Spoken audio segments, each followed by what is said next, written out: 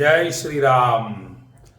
భక్తులందరినీ మహామహిమాన్విత పుణ్యక్షేత్రమైన కాశీ నుండి ఆశీర్వదిస్తూ ఇంకా ఈరోజు రేపు మాత్రమే ఉంది. ఎల్లుండి ఉదయం ప్రయాణం ప్రారంభం కాశీ నుండి. చాలా ఆనందంగా ఉంది మరియు బాధగా కూడా ఉంది. అగస్త్య మహర్షి బాధపడుతూ వెళ్తాడు, కాశీని వదిలిపెట్టి వెళ్ళిపోతున్నానే అని చాలా బాధపడతారు. శివయ్య బాధపడుతూ వెళతారు ఒకానొక సందర్భంలో. ఎందుకు బాధపడతారు బా, ఏముంది అంతా అని అనిపించేది. అగస్త్య మహర్షి బాధపడ్డారంటే ఎందుకు బాధపడ్డారు, ఏముంది అక్కడ మామూలుగా అనిపిస్తుంది. కానీ కాశీని వదిలిపెట్టి వెళ్ళాలంటే చాలా బాధ కలుగుతోంది నాకు. ఎందుకంటే ఒక్కసారి రామ అంటే కోటి సార్లు రామ అన్న ఫలితం కాశీలో. ఎటు వెళ్ళినా గంగా స్నానం చేస్తే అనేక జన్మల పాపరాశి భస్మమైపోతుంది.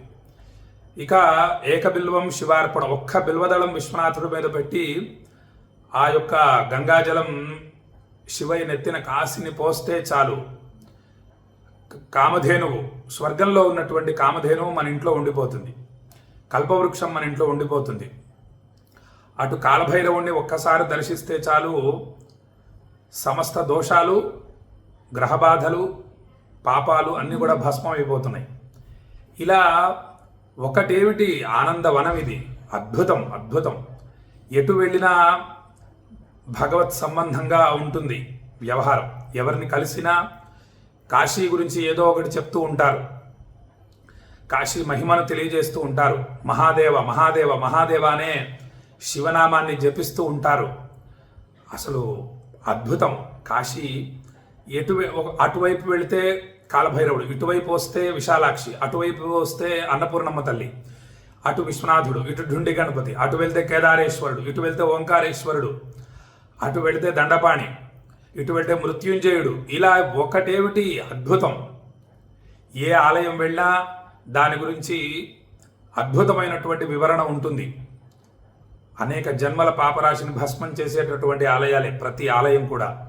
నవగ్రహాల ఆలయాలు, 12 జ్యోతిర్లింగాలు, 18 శక్తిపీఠాలు, 11 రుద్రులు, 56 మంది గణపతులు. ఇలా కాశీ మహిమను తెలుసుకుంటూ మీకు తెలియజేస్తూ ఉండడం చేత కాశీని వదిలిపెట్టి వెళ్ళాలంటే మనస్సు అంగీకరించట్లేదు. ఒక రకంగా చాలా ఆనందంగా ఉంది. ఇంతటి మహిమాన్వితమైన క్షేత్రంలో నెల రోజుల పాటు త్రికరణ శుద్ధిగా మనస్సుని జాగ్రత్తగా, మీ అందరి మనస్సుల్ని కూడా కాశీకి లాక్కొచ్చి మరీ కాశీ విశ్వనాథ జ్యోతిర్లింగాన్ని అభిషేకించడం జరిగింది. చాలా ఆనందంగా ఉంది. ఒక రకంగా కాశీని వదిలి వెళ్ళాలంటే బాధగా ఉంది. రేపు ఒక్కరోజు మాత్రమే ఉంది. ఎల్లుండి ఉదయం 5ంటికి ప్రయాణించి వెళ్ళవలసిన ఆవశ్యకత ఉంది కొన్ని ధర్మాల రీత్యా. లేకపోతే ఉండిపోయేవాడిని. ధర్మమే ప్రధానం. ధర్మో రక్షతి రక్షిత. ధర్మమే భగవత్ స్వరూపం. కాబట్టి ధర్మాన్ని తప్పకూడదు, ఏ విషయంలోనూ తప్పకూడదు. ఈ విధంగా రేపు ఉదయం వినాయక చవితి సందర్భంగా భక్తుల గోత్రనామాలతో ఢుండి గణపతికి పూజ మరియు సాక్షి గణపతి పూజ, ఈ 2 ప్రధానమైనటువంటివి. ప్రారంభంలో అంటే శ్రావణ మాస ప్రారంభంలో ఢుండి గణపతిని పూజించడం జరిగింది. ఇప్పుడు ఒక రకంగా శ్రావణ మాసం పూర్తయింది. చక్కగా వినాయక చవితి రోజు భక్తుల గోత్రనామాలతో ఢుండి గణపతిని మరియు సాక్షి గణపతిని, స్వామివారి సాక్షి అని చెబుతారు కాబట్టి స్వామిని అత్యంత భక్తితో పూజించి చక్కగా యథాశక్తి వేదపారాయణ చేసి స్వామివారిని ఆనందపరిచి లక్ష్మీ గణపతి హోమం, లక్ష్మీ గణపతి కవచ హోమం, లక్ష్మీ గణపతి అష్టోత్తర హోమం జాగ్రత్తగా అత్యంత భక్తితో రేపు చేసి, రేపు సాయంకాలం మీకు 56 మంది గణపతుల పేర్లు చెబుతూ ఆశీస్సుల్ని అందిస్తాను. అలాగే రేపు హోమం అయిన తర్వాత ఉదయం చక్కని వేదమంత్రాలు ఉచ్చరిస్తూ ఆశీస్సుల్ని అందిస్తాను. ఇక మనకి అత్యంత విశేషమైనటువంటి శివలింగం ఏమిటంటే అది తిల్భాండేశ్వర స్వామి. ఈ యొక్క శివలింగం మహిమ అద్భుతం, చాలా పెద్దగా ఉంటుంది. ప్రతిరోజు కూడా ఒక నువ్వు గింజంత పెరుగుతూ ఉంటుంది తిల్భాండేశ్వర స్వామి. అందుకు ఆయన పేరు తిల్భాండేశ్వర స్వామి అని వచ్చిందనమాట. తిల్భాండేశ్వరుడు, తిల్ అంటే నువ్వులు, నువ్వు గింజంతా పెరుగుతూ ఉంటుంది. అలా కాశీలో అనేకమైనటువంటి మహిమాన్వితమైన శివలింగాలు ఉన్నాయి. ఇంకొక అద్భుతమైనటువంటి శివలింగం ఏంటంటే రత్నేశ్వర్. చాలామంది పురుషులకు వివాహం అవ్వట్లేదని చెప్పి బాధపడుతున్న వాళ్ళు ఈ మధ్య కాలంలో మనకి చాలా కనిపిస్తూ ఉంటారు. అలా వివాహం కానటువంటి పురుషులు ఎవరైనా ఉంటే చక్కగా కాశీకి వచ్చి గంగా స్నానం చేసి విశ్వనాథుణ్ణి దర్శించిన తరువాత రత్నేశ్వరుడి ఆలయం ఉంది ఇక్కడ. రత్నేశ్వర స్వామి వారిని భక్తితో అభిషేకించి పూజించడం చేత వివాహం కానటువంటి పురుషులకు వివాహ ప్రాప్తి అవుతుంది.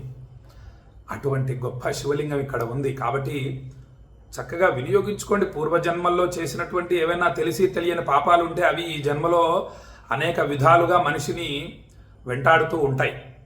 వివాహం కాకపోవడం, సంతానం కాకపోవటం, సంతానమైన పిల్లలు కొంచెం చదువులో వెనకబడి ఉండటం, ఇలా అనేక ఇబ్బందులు ఒక్కొక్క విధంగా ఉంటూ ఉంటాయి. వాటన్నిటికీ మనకు పరిష్కార మార్గాలు ఉన్నాయి. వాటిని భక్తితో మనం ఆచరించడం చేత, అందులో కాశీలో ఆచరించడం చేత అక్షయ ఫలితాలు వచ్చేస్తాయి. తద్వారా ఆ సమస్య నివారణ అయిపోతుంది. ఇక వివాహం అయిన తర్వాత సంతాన ప్రాప్తి కానటువంటి దంపతులు ఉంటారు. వాళ్ళు కాశీకి వచ్చి గంగా స్నానం ఆచరించి ఆత్మవీరేశ్వర స్వామి వారు పంచగంగా ఘాట్, అక్కడ ఆత్మవీరేశ్వర లింగం ఉంది, అద్భుతమైనటువంటి శివలింగం. ఆ శివలింగాన్ని భక్తితో అభిషేకించి పూజించడం చేత తప్పక సంతాన ప్రాప్తి కలుగుతుంది. వివేకానంద స్వామి వారు వారి యొక్క తల్లిదండ్రులు ఆత్మవీరేశ్వరుని పూజించిన తరువాత మహానుభావుడైనటువంటి వివేకానంద స్వామి వారు జన్మించారట. ఆ ఆలయంలో వివేకానందుడి ఫోటో ఉంటుంది.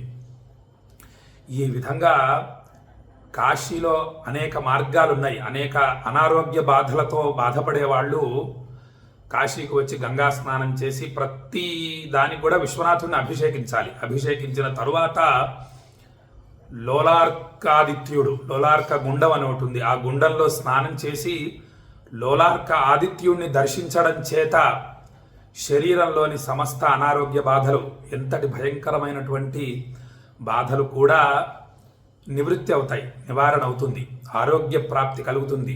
శరీరంలోని అనారోగ్య బాధలన్నీ కూడా తొలగిపోతాయి. ఆ లోలార్క గుండం అత్యంత విశేషమైంది. 8వ తేదీ 9వ తేదీ అనుకుంటాను, ఆ లోలార్క ఆదిత్యుడు విపరీతంగా రద్దీ ఉంటుంది. సంవత్సరానికి ఒకసారి కొంతమంది, అదేదో విశేషం ఉంది, ఆదివారం రోజు 8వ తేదీ ఆదివారం రోజు విపరీతమైన రద్దీ. సుమారు ఒక 5 కిలోమీటర్ల దూరం వరకు భక్తులు ఉంటారు. అందరూ కూడా గుండంలో స్నానం చేసి లోలార్కాదిత్యుడిని దర్శిస్తారు ఆదివారం రోజు. తెల్లవారుజామున సుమారు 2 గంటల నుంచో 3 గంటల నుంచో ప్రారంభం అవుతుంది ఆ యొక్క గుండంలో స్నానం చేయటం. మొత్తం 24 గంటలు కూడా భక్తులు స్నానం చేస్తూనే ఉంటారు ఆ లోలార్క గుండంలో. 8వ తేదీ దాని పేరు ఏదో చెప్పారు, అదేదో విశేషమైనటువంటి రోజుట. ఆ రోజు స్నానం చేయడం వల్ల శరీరంలోని సమస్త అనారోగ్యాలు తొలగిపోతాయట. అంటే ఆ రోజే మనకు కుదరకపోయినా అసలు దృష్టిలో పెట్టుకోండి, ఇవన్నీ కూడా పెట్టుకొని మీకు ఎప్పుడు వీలైతే అప్పుడు వైద్యుల్ని సంప్రదిస్తూ ఇవి కూడా ఆచరించే ప్రయత్నం చేయటం వల్ల మనం తొందరగా ఆ బాధల నుండి విముక్తి పొందుతాం. మనకు అనేక సులభమైనటువంటి మార్గాలు ఇవి. వీటిని అనుసరించి మనం అక్షయ ఫలితాలు పొందుదాము. ఇక రేపు ఉదయం చక్కగా గణపతి హోమం చేయడం జరుగుతోంది. భక్తులు ఈ అద్భుతమైన అవకాశాన్ని తప్పక వినియోగించుకోగలరు.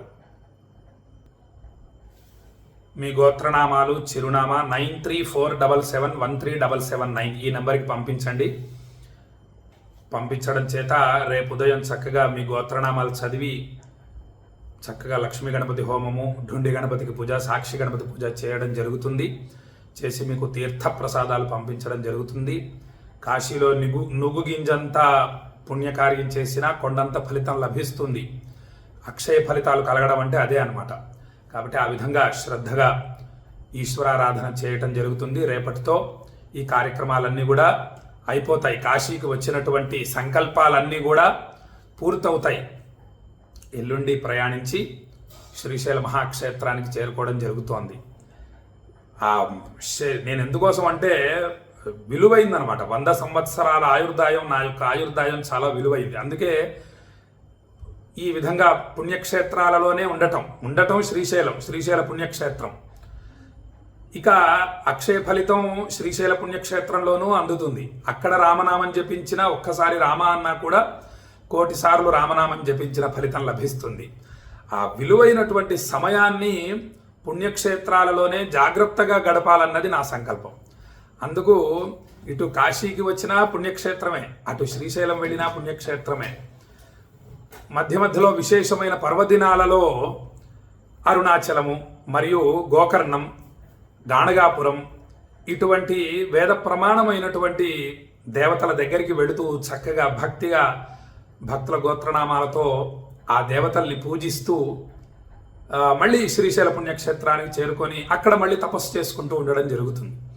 ఇలా సుమారుగా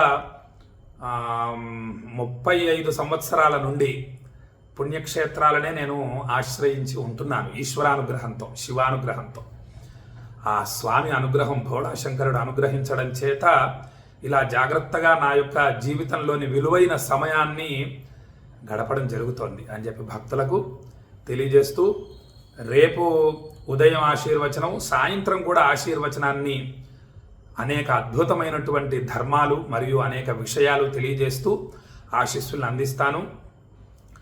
ఎల్లుండి హైదరాబాద్ చేరుకోవడం జరుగుతుంది.